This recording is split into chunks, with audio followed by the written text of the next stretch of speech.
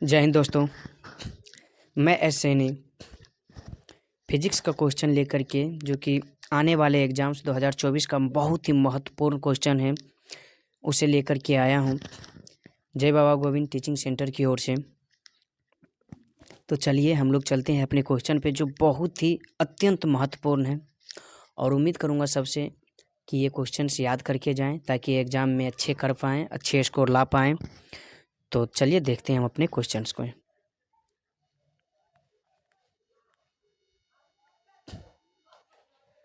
आप ये देख सकते हैं कि ये जो क्वेश्चन है क्लास 10th का ही है, विज्ञान सब्जेक्ट से है, मानव नेत्र से। मानव नेत्र कहने का मतलब भौतिकी से है। किस सब्जेक्ट कौन सा है? भौतिकी से रिलेटेड है, ठीक है ना। तो चलिए हम लोग चलते हैं अपने क्वेश्चंस की ओर। क्वेश्चन हमारा क्या कह रहा है वो देखते हैं। क्वेश्चन कह रहा है निकट दृष्टि दोष किस लेंस में का प्रयोग किया जाता है। निकट दृष्टि दोष में किस लेंस का प्रयोग किया जाता है, यानी जब व्यक्ति को निकट दृष्टि दोष हो जाता है तो इसके उपचार के लिए, इसे ठीक करने के लिए हम किस लेंस का प्रयोग करते हैं। तो देखिए, इसके लिए सिंपल सा, हम आंसर पे भी जाएंगे लेकिन इसके लिए हम सिंपल सा एक अथी बता देते हैं कि जब इस तरह के क्वेश्चन पूछे ना, तो इस तरह का जब भी क्वेश्चन पूछा जाए तो एक चीज़ एकदम ध्यान में रखिए कि 2 का 3 होता है और 3 का 4 होता है। भाई 2 का 3 और 3 का 4 क्या है, अब इसे हम देखते हैं। तो इसके लिए देखिए, हम यहाँ पर ही फिलहाल 2 प्रकार के देखते हैं, चूँकि 2 ही हम जानते हैं कि दृष्टि दोष जो होता है वो कई प्रकार से हो सकते हैं, चाहे हम निकट दृष्टि दोष कह लें, दूर दृष्टि दोष कह लें, जरा दृष्टि दोष कह लें, अबिंदुकता कह लें, ये सब और भी होते हैं। बट हमारा जो ज़्यादा कन्फ्यूजन होता है वो निकट दृष्टि दोष और दूर दृष्टि दोष में होता है। तो हम जो अभी बातें करेंगे वो इसी 2 के बारे में करेंगे, निकट दृष्टि दोष और दूर दृष्टि दोष के बारे में। तो चलिए देखते हैं। तो अगर हम बात कर रहे हैं दूर दृष्टि दोष का, दूर दृष्टि दोष, बातें कर रहे हैं निकट दृष्टि दोष। तो देखिए, सबसे पहले हम यहाँ थोड़ा ये चर्चा कर लें कि दूर दृष्टि दोष है क्या। तो दूर दृष्टि दोष सुनने में लगता है जैसे दूर का दृष्टि, दूर दृष्टि दोष, इसे हम ऐसे समझेंगे कि दूर दृष्टि दोष, इसका मतलब दूर का बस मतलब ठीक ठाक है, दृष्टि दोष है तो इसका मतलब नज़दीक का दिखाई नहीं देगा, यानी दूर दृष्टि दोष। वैसा दृष्टि दोष जिसमें नज़दीक की वस्तु हमें दिखाई नहीं देती, दूर की साफ साफ दिखाई देगी लेकिन नज़दीक की दिखाई नहीं देगी, तो उसे हम दूर दृष्टि दोष कहें। लेकिन सुनने में लगता है ना कि दूर का दिखाई नहीं देगा क्योंकि दूर दृष्टि दोष बोल रहे हैं, लेकिन वैसा कोई बात नहीं। दूर दृष्टि दोष का मतलब हो गया दूर की वस्तु साफ साफ दिखाई देगी लेकिन नज़दीक की वस्तुओं को देखने में हमारे दृष्टि में दोष हो गया है, तो दूर दृष्टि दोष से कहेंगे। अच्छा, निकट दृष्टि दोष, तो वैसा दृष्टि दोष जिसमें निकट की वस्तु तो साफ साफ दिखाई देगी लेकिन दूर की वस्तु साफ साफ दिखाई नहीं देगी, तो इसे हम क्या कहेंगे, निकट दृष्टि दोष। अब देखने यहाँ अगर देखें तो दूर, दूर 2 और रो से मिलकर बना है, मात्रा को फिलहाल छोड़ देते हैं हम, तो जो हमारा 2 और रो 2 गो से मिलकर बना है तो 2 हो गया, और निकट 3 गो, नो को टो से मिलकर बना है 3 गो, तो 3 गो। तो इसका उपचार के लिए जो हमारा आएगा, तो हम अभी जस्ट बोले 2 का 3 और 3 का 4, तो दूर के लिए 2 का 3 आएगा। 3 कहने का मतलब उत्तल लेंस, क्या आएगा, उत्तल लेंस। लेकिन वही अगर हम निकट की बातें कर दें तो 3 का 4, 3 का 4 का मतलब अवतल लेंस, हमारा क्या आ जाएगा, अवतल लेंस। तो इसका मतलब ये हो गया कि अगर हम दूर दृष्टि दोष की बातें कर रहे हैं ना, तो दूर दृष्टि दोष का जो उपचार होगा वो किस लेंस से हो जाएगा हमारा, तो वो होगा उत्तल लेंस से। और निकट दृष्टि दोष का जो उपचार होगा वो किस लेंस से होगा, तो अवतल लेंस। इसे हमेशा आप इस तरह से याद रखिए, 2 का 3 और 3 का 4, तो ज़्यादा क्लियर हो जाएगी चीज़ें। 3 का 4 और 2 का 3। उम्मीद करते हैं कि ये आपको समझ में आ गई होगी। चलिए हम लोग आगे बढ़ते हैं अब। तो हमारा पहला क्वेश्चन है, निकट दृष्टि दोष में किस लेंस का प्रयोग किया जाता है। तो निकट 3 का है ना, देख सकते हैं आप यहाँ पे, अगर जो तो निकट लिखा हुआ है ना, सॉरी कलर थोड़ा चेंज कर लेते हैं क्योंकि यहाँ पता नहीं चल रही है। हाँ, निकट दृष्टि दोष, ये 3 का लिखा हुआ है तो इसका मतलब 4, तो 4 का मतलब अवतल लेंस। आपका ऑप्शन बी सही हो गया, ऑप्शन बी क्या हो गया, सही हो गया। ये आपका क्या है, ये सही ऑप्शन है आपका। चलिए अब आगे हम चलते हैं। अच्छा, उत्तल लेंस, तो उत्तल अभी जस्ट बोले ना, 3 2 का 3 और 3 का 4, तो ये 4 है, इसका मतलब ये, अरे 4 है इसका मतलब ये 3 वाला होगा, और ये 3 है इसका मतलब 2 वाला, तो 2 मतलब दूर दृष्टि दोष होगा उत्तल के लिए, और अवतल के लिए हो जाएगा निकट दृष्टि। अच्छा, अगला आया है बाइफोकल। तो बाइफोकल लेंस का जो प्रयोग करते हैं वो किस में करते हैं, ओ बिंदुकता में, सॉरी सॉरी जरा दृष्टि दोष, जरा दृष्टि दोष को ठीक करने के लिए किसका प्रयोग करते हैं? तो बाइफोकल लेंस का प्रयोग करते हैं। बाइफोकल लेंस होता है क्या है? तो देखिए ये भी सेम एक प्रकार का चश्मा है।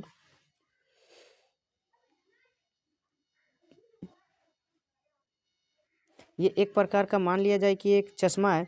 इसमें क्या होता है ना कि ऊपर की जो भाग होती है, ऊपर का जो भाग आपको दिखेगा, ये अलग चश्मे और ये अलग चश्मे। तो अच्छा ये इस तरह से चीज़ें होती हैं, यानी कि एक ही चश्मे के नीचे और ऊपर दोनों उत्तल और अवतल लगा देते हैं। अच्छा नीचे देखना है इसका मतलब नज़दीक वाला देखना है, और नज़दीक वाला देखना है इसका मतलब दूरदृष्टि दोष, और दूरदृष्टि इसका मतलब उत्तल लेंस। तो नीचे जो लगल रहेगा वो उत्तल लेंस रहेगा और ऊपर जो रहेगा वो अवतल लेंस। अच्छा इस समझ में कैसे है? फिर से देखिए, नीचे देखना है मतलब निकट वाला देखना, और निकट वाला देखना है तो निकट वाला में दोष होगा तब तो निकट देखने के लिए चश्मा का प्रयोग किया। निकट का दोष है इसका मतलब दूरदृष्टि दोष कहलाएगा, क्योंकि दूर का फिर ठीक होगा। चलिए तो उम्मीद करते हैं क्लियर आपका हो गया। अब आगे अब हम चलते हैं। आगे फिर आपका दिया हुआ क्या दिया हुआ है भाई? देखिए आगे आपका दिया हुआ कि तरंग धैर्य को समानता व्यक्त किया जाता है, यानी तरंग धैर्य को हम किससे व्यक्त करते हैं? तो तरंग धैर्य को जिससे व्यक्त करता है वो है एंगस्ट्रॉम, यानी ऑप्शन डी आपका क्या है? तो ऑप्शन डी आपका यहाँ पे सही है। ऑप्शन डी आपका क्या है? तो ऑप्शन डी आपका सही है। अच्छा तो कैंडेला, तो हम लोग जानते हैं कि कैंडेला जो होता है, कैंडेला के लिए क्या होता है भाई? कैंडेला को किससे व्यक्त करते हैं? तो ज्योति तीव्रता को कैंडेला से व्यक्त करते हैं। ज्योति तीव्रता को किससे व्यक्त करते हैं? तो कैंडेला से व्यक्त करते हैं। बात जूल की करें तो जूल किससे व्यक्त करते हैं? तो कार्य या ऊर्जा से जूल को व्यक्त करते हैं, यानी कि कार्य या ऊर्जा को जूल से व्यक्त किया जाता है। उसके बाद अगर एम्पियर की बात करें तो एम्पियर से हम विद्युत धारा को व्यक्त करते हैं, यानी इलेक्ट्रिक करंट को किससे व्यक्त करते हैं? एम्पियर से। तो और एंगस्ट्रॉम को तरंगधारी से। चलिए ये भी आपको समझ में आ गया होगा। अगले चलते हैं हम। हमारा अगला क्वेश्चन क्या कह रहा है? किसी अंतरिक्ष यात्री को आकाश कैसा प्रतीत होता है? तो हम लोग जानते हैं कि अंतरिक्ष यात्री को जो आकाश वो प्रतीत होता है वो कैसा होता है? काला प्रतीत होता है। कैसा प्रतीत होता है? काला। अंतरिक्ष यात्री को आकाश कैसा प्रतीत होता है भाई? तो अंतरिक्ष यात्री को आकाश काला प्रतीत होता है। अंतरिक्ष यात्री को कैसा आकाश प्रतीत होता है? तो काला प्रतीत होता है। अच्छा नीला, तो पृथ्वी पर चूंकि जल की मात्रा अधिक होने के कारण इसे नीला ग्रह कहा जाता है। पृथ्वी को कौन सा ग्रह? नीला ग्रह कहा जाता है। उसी में लाल ग्रह की लाल की बात करें तो लाल ग्रह जो बोला जाता है वो किसको बोला जाता है? मंगल को। या एक ये भी पढ़े होंगे, सूर्योदय या सूर्यास्त के समय सूर्य कैसा दिखाई देता है? तो रक्ताभ। क्यों भाई? प्रकाश के अपवर्तन के कारण। चूंकि लाल रंग का विचलन क्या है? सबसे अधिक होता है। सॉरी तरंगदैर्घ्य सबसे अधिक है, विचलन सबसे कम है। चलिए हम इसको और भी देखेंगे, आगे चलते हैं। अगला क्या है भाई? कि स्पेक्ट्रम प्राप्त करने के लिए किसका उपयोग किया जाता है? तो भाई स्पेक्ट्रम जो हम प्राप्त करने के लिए करते हैं वो किससे? प्रिज्म से। ये प्रिज्म हमारा होता है जिसे हम क्या करते हैं कि स्पेक्ट्रम को प्राप्त करते हैं। इस तरह का चीज़ें बनी होती है जिसे हम प्रिज्म बोलते हैं। इससे हम स्पेक्ट्रम को क्या करते हैं? प्राप्त। स्पेक्ट्रम का आने का मतलब ये जो हम पढ़े भी होंगे आप लोग कि ये 7 रंगों में जो बट जाता है, मान लिया जाए ये प्रिज्म है और इसे हम श्वेत प्रकाश को गुजार रहे हैं। कौन सा प्रकाश? श्वेत प्रकाश को। तो ये जो होता है ये 7 रंगों में कुल बट जाता है इस तरह से। तो इसे हम क्या कह देते हैं? स्पेक्ट्रम कह देते हैं। तो स्पेक्ट्रम के लिए प्रिज्म हो जाएगा हमारा सही आंसर। स्पेक्ट्रम के क्या हो जाएगा? प्रिज्म, यानी डी फॉर दिल्ली। चलिए अगला चलते हैं हम। अगला प्रकाश का प्राथमिक वर्ण है। भाई प्रकाश का प्राथमिक वर्ण में नीला भी होता है, हरा भी होता है, लाल भी होता है, यानी कि डी इनमें से सभी हो जाएगा। क्यों?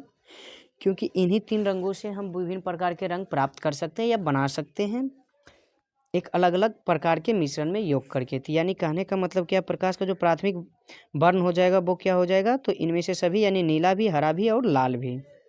चलिए अगले क्वेश्चन की ओर चलते हैं। अगला क्वेश्चन क्या है? अगला क्वेश्चन क्या कह रहा है हमारा? तारों का टिमटिमाना, यानी तारे रात को आप देखते होंगे ना टिमटिमाते नजर आते होंगे आपके, यानी आँख से ओझल हो जाते हैं फिर आ जाते हैं। तो प्रकाश की कौन सी घटना को दिखाता है? तो भाई ये प्रकाश की कौन सा घटना को दिखाता है? तो प्रकाश के अपवर्तन को दिखाता है। प्रकाश के अपवर्तन को दिखाता है। अच्छा वर्ण विक्षेपण, वर्ण विक्षेपण सेम वही है, टिंडल प्रभाव कह सकते हैं, एक प्रकार का वर्ण विक्षेपण है जो क्या होता है? बहुत सारे रंगों में इस तरह की चीज़ें जो होती है बट जाती है। वो प्रकाश का परावर्तन, जब कोई वस्तु टकरा करके वापस उसी माध्यम में लौट जाती, नहीं एक ही माध्यम में हुई तो प्रकाश का अब परावर्तन कहेंगे इसे हम। एक ही माध्यम वाले को क्या कहेंगे? प्रकाश का परावर्तन कहेंगे। लेकिन वही अगर माध्यम चेंज हो गई तो प्रकाश का अपवर्तन कहेंगे। परिकिरणन भाई, तो कोई भी सूक्ष्म कण है उससे अगर प्रकाश क्या होता है कि अवशोषित करके वो चारों ओर फैला देता है तो उससे प्रकाश का परिकिरणन कहते हैं। और वर्ण विक्षेपण जानते ही हैं, जो कि पहले चूँकि डिस्कस कर चुके हैं। तो इसका आंसर अच्छा इसका जो हो जाएगा वो क्या होगा? ए हो जाएगा। चलिए अगला, उत्तल लेंस द्वारा आवर्धित। आवर्धित का मतलब भाई, तो आवर्धित का मतलब बड़ा बड़ा होता है। आवर्धित का मतलब क्या होता है?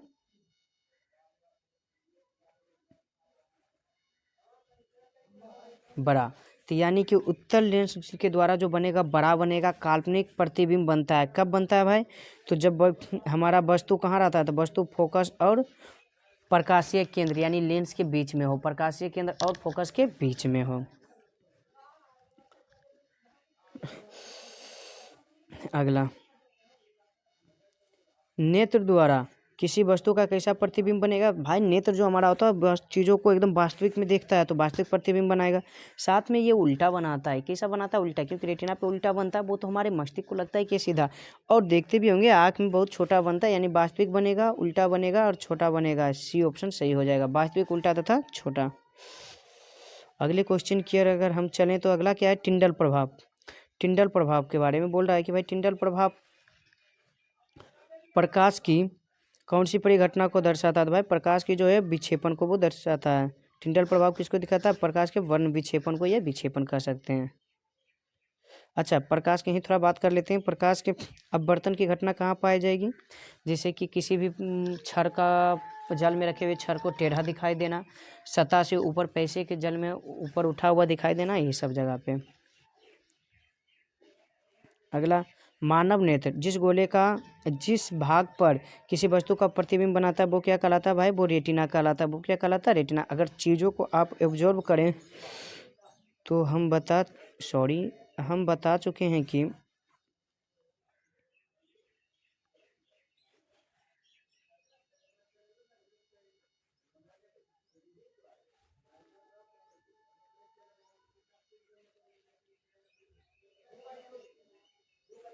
ये जो होता है कुछ इस तरह का हमारी आँखें होती है। हम्म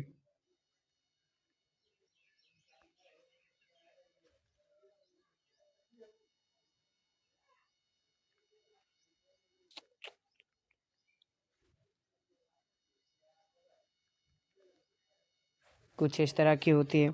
अच्छा, इसी में आप ये भी देखे होंगे ना,